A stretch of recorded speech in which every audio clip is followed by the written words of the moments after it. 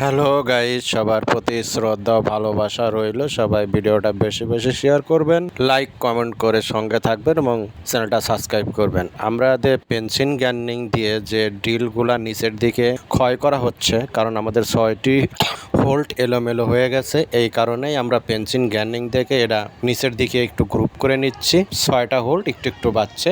আর যখন এটাকে ফিটিং করবেন তখন গ্রাফাইট দিলে হবে না, আপনি দিবেন হোল্ড টাইট দিয়ে গ্যাসকেটের সঙ্গে, নাটের সঙ্গে, বোল্টের সঙ্গে এবং কি থ্রেডের উপরেও সিল টেপগুলো পেঁচায় দিবেন। দেওয়ার পর হোলটাই দিয়ে সুন্দর করে এতটা টাইট দিবেন যেন ওখান দিয়ে কোনো লিক না করে, এবং পরবর্তীতে অপোজিটে যেটা আছে সেখানে গিয়ে আপনারা 6 কেজি প্রেসার দিবেন, হাই প্রেসার পাম্প দিয়ে। যদি 6 থেকে 7 কেজি প্রেসার দেওয়ার পর লিকেজ না হয় তাহলে বুঝবেন ভালো আছে। এটা পুনরায় মেশিনে ফিটিং করা যাবে। সবাইকে সুস্বাস্থ্য কামনা করে বিদায় নিচ্ছি।